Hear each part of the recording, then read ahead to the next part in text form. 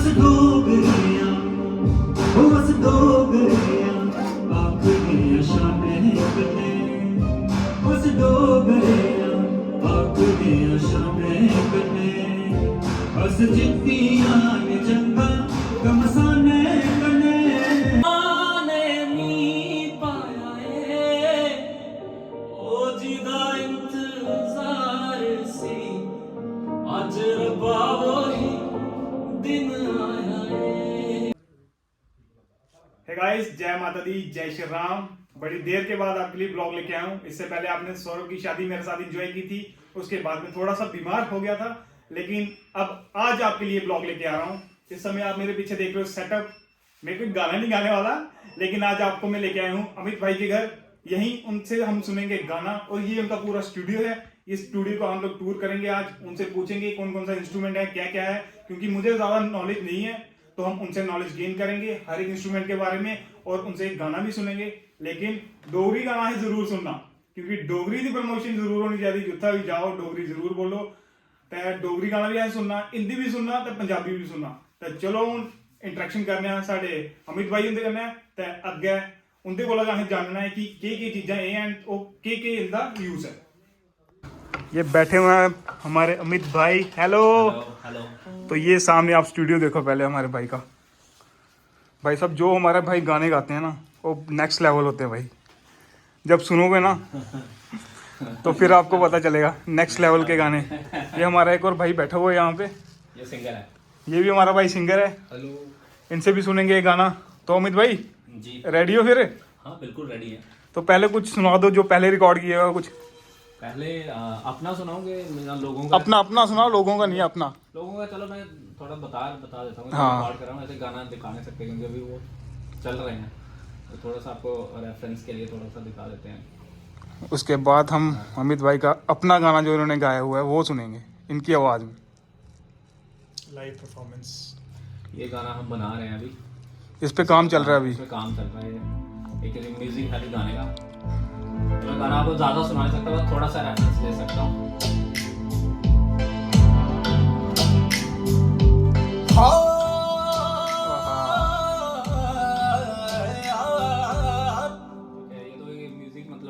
जो बड़े सारे लोगों को ये भी है कि म्यूजिक बनता है कैसे, तो मतलब हर गाने में जो हम पूरा गाना सुनते हैं ना ट्रैक, इसमें सिंगल ट्रैक्स होते हैं। मतलब तो ये गाना आपने खुद बनाया, म्यूजिक खुद बनाया है? खुद बनाया हुआ है। ये देखो, ये जैसे मैं ये पहले इसको बोलते हैं पैड। ये हर गाने में तकरीबन ऑलमोस्ट हर गाने में होते हैं, ठीक है। ये गाने में स्पेशियसनेस डालने के लिए होते हैं। फिर ये हमने यहाँ पे वोकल आते हैं, वोकल का ट्रैक अलग से होता है। फिर ये ड्रम के होते हैं, बीट के जो आते हैं।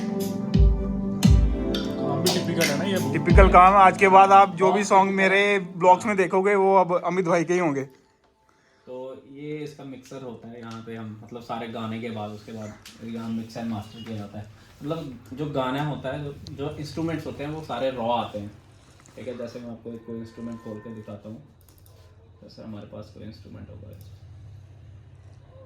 कॉन्टैक्ट का इंस्ट्रूमेंट है। जैसे इस इंस्ट्रूमेंट को मैं प्ले कर रहा हूँ तो ये जो फ्रिक्वेंसीज हैं बहुत हाई आती हैं। मतलब ये जैसे कोई भी ये प्राइम बेस इंस्ट्रूमेंट है ये, तो इसको हमने मतलब इनकी फ्रिक्वेंसीज को हमने ठीक करना पड़ता है, हमें खुद सेट करना पड़ता है। बहुत टेक्निकल काम है, ठीक है। सीखना पड़ता है। अब मैं भी सीख ही रहा हूँ अभी धीरे धीरे, ठीक है।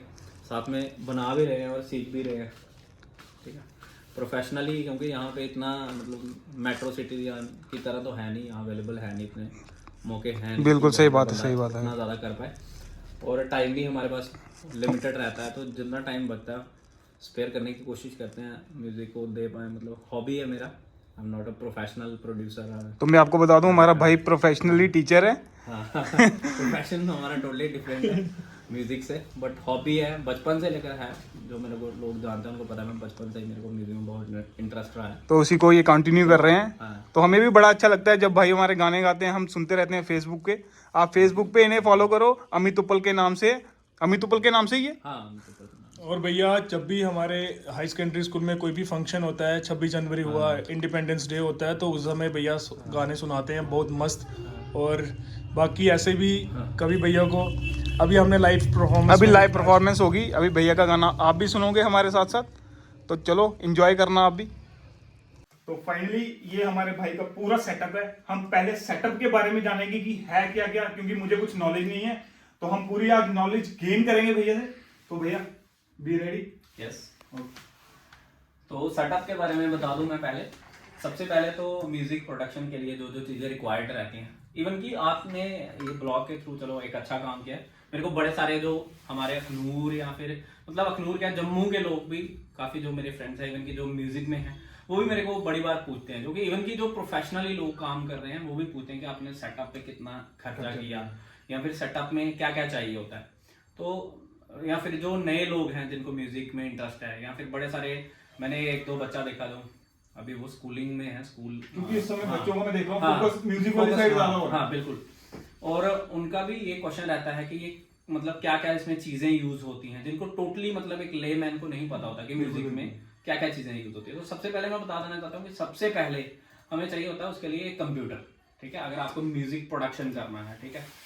क्योंकि आजकल जो भी प्रोडक्शन जो गाना रिकॉर्ड होता है उसके लिए 3 चीजें सबसे ज्यादा जो रिक्वायर्ड रहती हैं। वो एक आपका कंप्यूटर रहता है, उसके बाद इसको बोलते हैं साउंड कार्ड, ठीक है, इसको ऑडियो इंटरफेस बोलते हैं, और थर्ड है आपका माइक, ठीक है। माइक जो है वो 2 तरह के होते हैं। एक है हमारा डायनेमिक माइक जो हम स्टेज माइक जिसको हम बोलते हैं, ये स्टेजेस पे आपने देखा हर जगह यूज होता है, और एक रिकॉर्डिंग के लिए होता है, वो हमारा बूथ के अंदर है, मैं बाद में दिखाऊंगा आपको, उसे बोलते हैं कंडेंसर माइक, ठीक है। ये क्या वॉइस क्लैरिटी आती है। हाँ, डायनेमिक माइक जो होता है ये बहुत सॉलिड होता है, ठीक है, रग्ड होता है, इसको हम जो है मतलब इसे आप गिराओगे भी इसे कोई वो नहीं होता, और इतना सेंसिटिव नहीं होता। और जो कंडेंसर माइक होता है वो इतना सेंसिटिव होता है कि अगर आपने उसको वो मतलब इसलिए उसको इतना सेंसिटिव माइक यूज किया जाता है ताकि हमारी जो वोकल्स हैं, जो फ्रिक्वेंसीज हैं, अगर बेस हमारी आवाज में है तो वो बड़ा लोअर तक कैच करे, और हायर जो हमारी फ्रिक्वेंसीज है उसको भी कैच करे, तो वो कंडेंसर माइक यूज किया जाता है उसके लिए।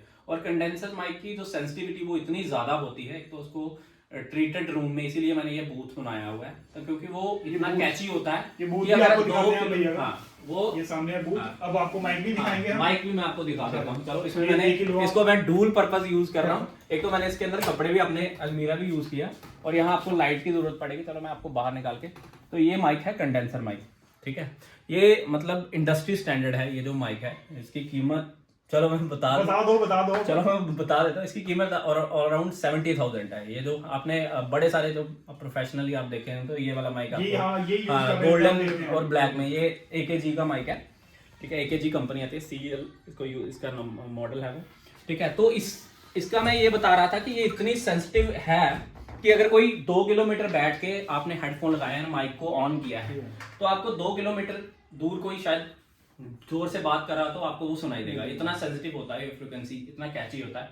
तो वो माइक इसलिए हम यूज करते हैं सिंगिंग रिकॉर्डिंग के लिए। उसके बाद ऑडियो इंटरफेस क्या करता है, आपके माइक को डायरेक्ट, ऐसे तो हम कहते हैं, हम सोचेंगे कि हमें इसकी क्या जरूरत है, सीधा कंप्यूटर को क्यों नहीं। बिल्कुल। तो वो है कि ये एज ए एम्पलीफाई करता है आवाज को, और मतलब यही कंप्यूटर में जो आपका एनालॉग सिग्नल आता है माइक से, उसको डिजिटल सिग्नल में कन्वर्ट करता है और कंप्यूटर में आपके सॉफ्टवेयर में डालता है। फिर अगर भाई खर्चे की, मेरे तो बड़े सारे लोगों ने मेरे को पूछा है, और मैं बताना भी चाहूंगा कि कितना खर्चा है। हम पूछना भी चाहेंगे आपसे कि इतना सेटअप किया है, इसमें पूरा खर्चा कितना आया आपका? खर्चा मैं आपको बता देता हूँ, ठीक है। खर्चे की बात करें, देखो कंप्यूटर आपके पास होना चाहिए। मेरा जो कंप्यूटर है वो 1 लाख कुछ का है, मतलब 1.5 लाख के करीब मेरे को कंप्यूटर पड़ता है। और उसके लिए सॉफ्टवेयर बनाने के लिए आप अलग अलग यूज कर सकते हैं। जैसे कुछ लोग FL स्टूडियो यूज करते हैं, मैं एप्पल का अपना जो है मेरे पास, क्योंकि एप्पल का कंप्यूटर है तो ज्यादा कंपैटिबिलिटी रहती है लॉजिक प्रो की, जो कंप्यूटर एप्पल का ही खुद का म्यूजिक प्रोडक्शन सॉफ्टवेयर है, मैं वो यूज करता हूँ। और उसके लिए आपको 19,000 एक्स्ट्रा पे करने पड़ते हैं, ठीक है। फिर आपका कंप्यूटर लिया आपने, माइक आप सस्ता भी यूज, कंडेंसर माइक 5,000 से शुरू हो जाते हैं। अब वो आपके ऊपर है कि आप कौन सा वाला यूज करना चाहते हैं। मैंने इंडस्ट्री स्टैंडर्ड यूज किया, जरूरी नहीं है, आप 5,000 वाले माइक से भी शुरू कर सकते हैं, ठीक है। उसके बाद लॉजिक की जगह आप FL यूज कर सकते हैं, 18,000 का सॉफ्टवेयर है, आप सस्ते में शुरू कर सकते हैं, ठीक है। उसके बाद हमारे सेटअप पे कंप्यूटर आ गया, और कंप्यूटर में सबसे ज्यादा जो इंपॉर्टेंट चीज है, अब लॉजिक की मैंने कहा, हमने म्यूजिक के लिए एक प्लेटफॉर्म ले लिया जिसके ऊपर म्यूजिक, उसके बोलते हैं DAW, ठीक है, डिजिटल ऑडियो वर्क स्टेशन। उसके ऊपर हमने ये सारा मतलब काम करना है, ट्रैक बनाने हैं। लेकिन अब यहाँ पे लोडेड आता है ये, ठीक है, लोडेड आता है, इसमें सारे इंस्ट्रूमेंट्स आते हैं, आपको गिटार चाहिए इसके इनबिल्ट आता है, लेकिन उनकी जो क्वालिटी होती है, जो स्टॉक होते हैं प्लगइन्स, उनकी इतनी अच्छी क्वालिटी नहीं होती। उसके बाद हमें क्या करना पड़ता है, प्लगइन्स खरीदनी पड़ती हैं, जो कि सबसे ज़्यादा कॉस्टली पार्ट इसी प्रोडक्शन में यही रहता है। जैसे मैं आपको बता दूं कि मेरे पास एक प्लगइन है, मैं आपको यहाँ पे लोड करके दिखाता हूँ, ये कॉन्टैक्ट 7, ठीक है। ये मतलब हर प्रोड्यूसर जो है, चाहे कोई भी वर्ल्ड का होगा, उसके पास ये सारे इंस्ट्रूमेंट्स होते हैं। और इसकी जो कीमत है ना, ये लाइब्रेरी, ये जो है सारे इंस्ट्रूमेंट्स, इसकी अराउंड 1 लाख क्रॉस कर जाती है कीमत, ठीक है।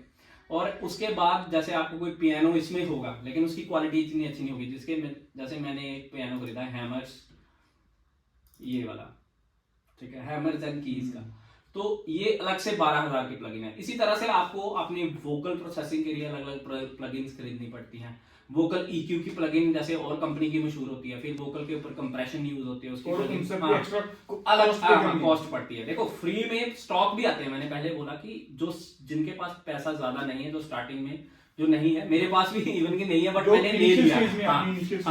तो जैसा मैं आपको बता रहा था कि स्टॉक प्लगइन्स आती हैं जिन बच्चों के पास, जो लोग स्टार्टिंग से बिगनर्स हैं, जो शुरू करना चाहते हैं मेरी तरह, मैं भी बिगनर ही हूँ इनफैक्ट, बट स्टिल जो अफोर्ड बिल्कुल भी नहीं कर सकते, तो वो एक सॉफ्टवेयर खरीद सकते हैं, 10,000 की रेंज में आ जाएगा।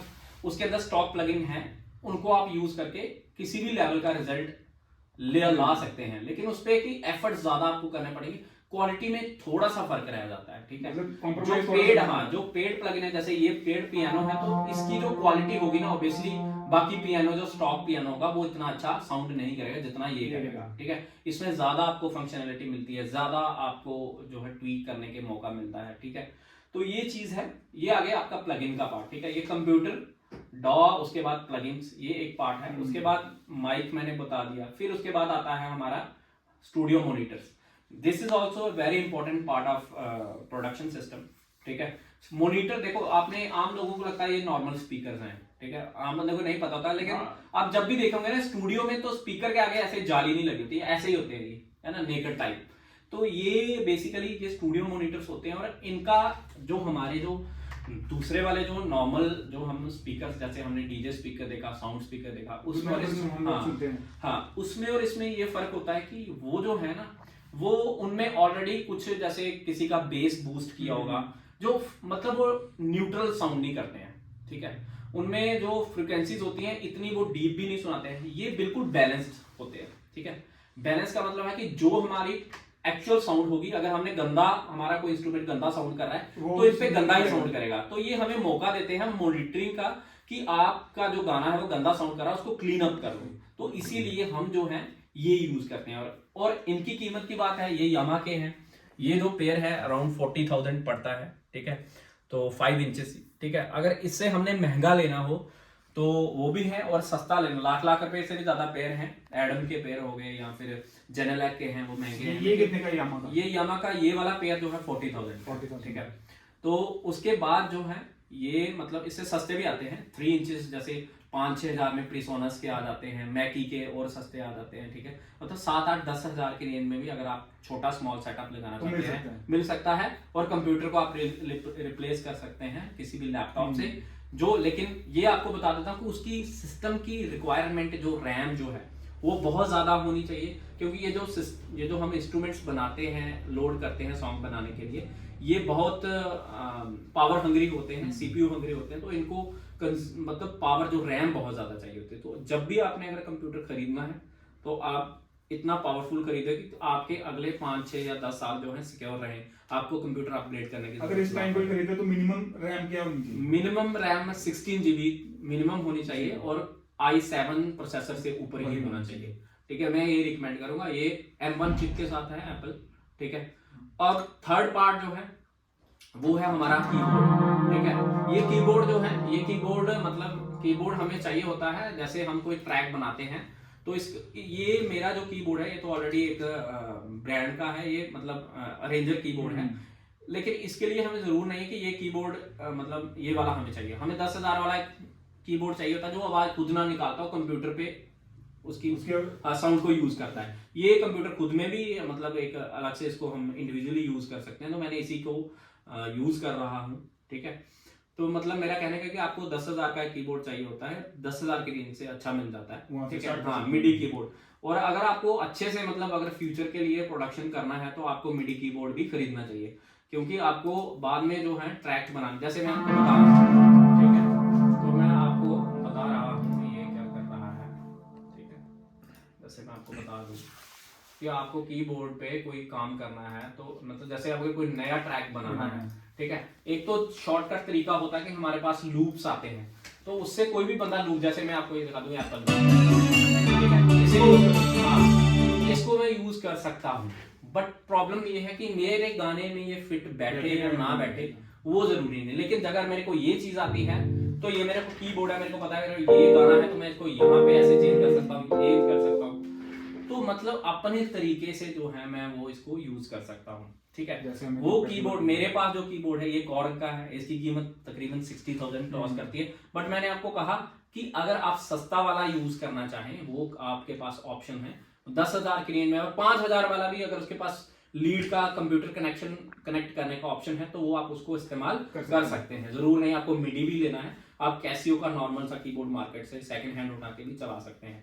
फिर उसके बाद एक्स्ट्रा एक पार्ट आता है हमारा, ये जो है हमारा हेडफोन्स का, तो हेडफोन के लिए मिक्सिंग के लिए बहुत जरूरी है, जब आप गाना बना रहे होते हैं तो उसमें फ्रीक्वेंसीज को समझना जो है वो हेडफोन्स बहुत जरूरी होते हैं।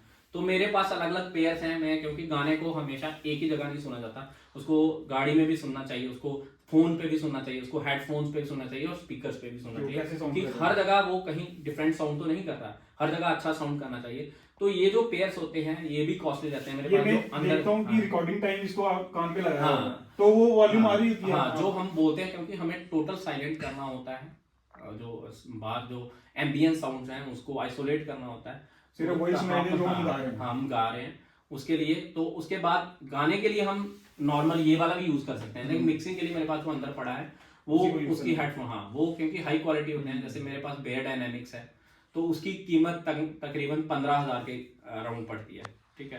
तो लेकिन उसके अलावा आप सस्ता, कुछ लोग मैंने देखा जिनकी प्रोफेशनल भी ये वाला यूज करते हैं, ये सनहाइजर का है, ये 2,000 के रेंज में पड़ जाता है, ठीक है, इसको भी आप यूज कर सकते हैं, लेकिन मिक्सिंग के लिए नहीं, इसको आप गाने के लिए यूज करते हैं, मिक्सिंग के लिए आप यूज नहीं कर पाएंगे, क्योंकि इतनी अच्छी आपको ये मॉनिटरिंग नहीं सुना पाएगा, इतनी अच्छी फ्रीक्वेंसी आइसोलेशन नहीं कर पाएगा, साउंड आइसोलेशन नहीं कर पाएगा। तो ये सब जो बेसिक चीजें हैं आपको म्यूजिक प्रोडक्शन के लिए रिक्वायर्ड है, इसके बिना काम नहीं चलता, इसके बिना काम चलाना थोड़ा मुश्किल हो जाएगा। तो सुन लिया आप सबने, इन बिटवीन हमारी चाय आ गई है, हाँ। ठंड बढ़ी है, हम चाय भी लेते हैं, उसके बाद आपको गाना सुना रहे हैं।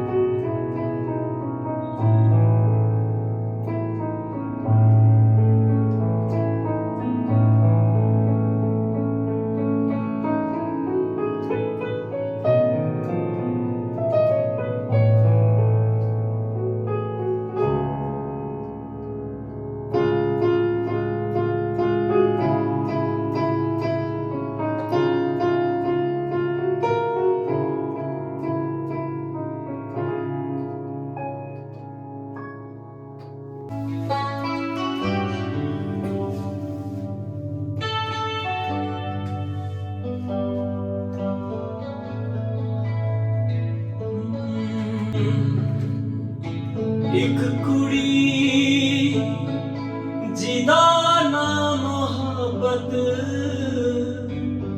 गुम है, गुम है, गुम है, गुम है, गुम है, सूरत उसकी पर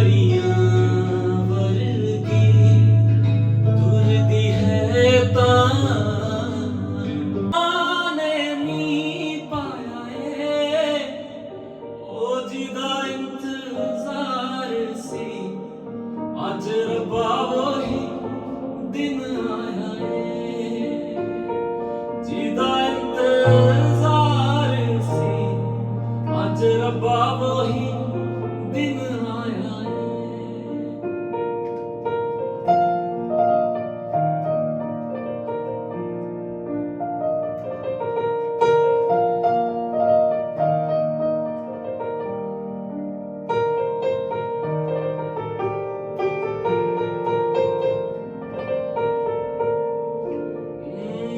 ओ बदला ने मी पाया है ओ बदला ने मी पाया है ओ जिदा इंतजार सी आज रब्बा वही दिन आया है ओ जिदा इंतजार सी आज रब्बा वही दिन आया है ओ यूं ही रोने नहीं दूंगा यूं ही रोने नहीं दूंगा मैं जब तक जिंदा तुझे कुछ होने नहीं दूंगा मैं जब तक जिंदा तुझे कुछ होने नहीं दूंगा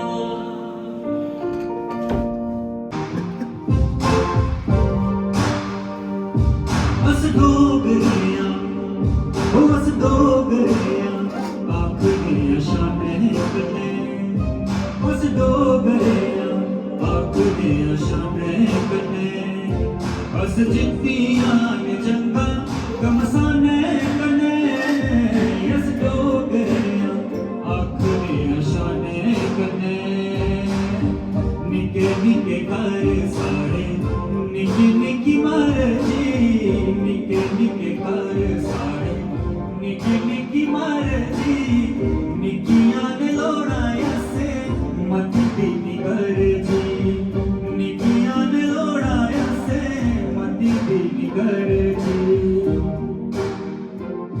उस प्रोणे की रख दिया माने कने उस प्रोणे की रख दिया माने कने उस जित्तियां ने जंगा गमसाने कने उस डोगरिया आखिरी शाने कने उस डोगरिया आखिरी शाने कने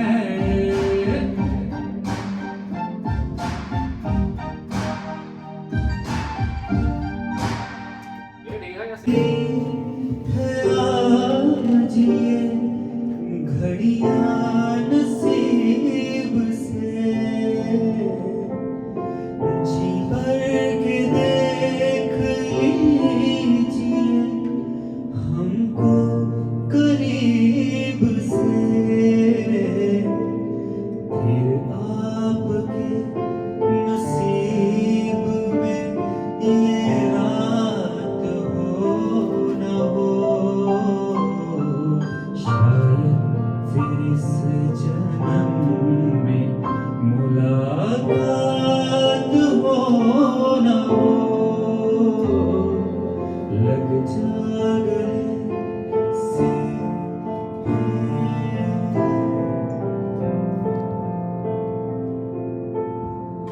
पास आइए कि हम नहीं आएंगे बार बार बाहें गले में डाल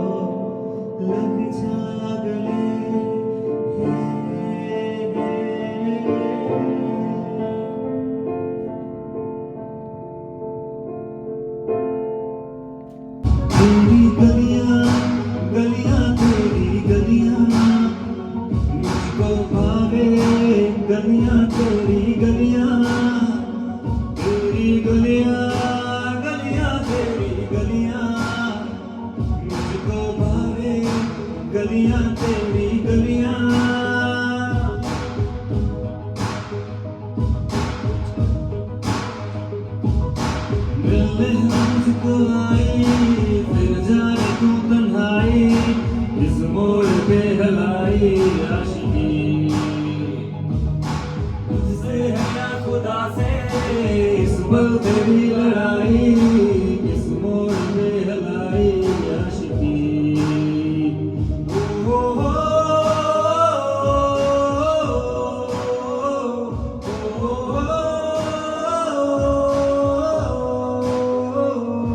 आशिकी बाजी आशिकी, टूट दे बंद विश्वास की।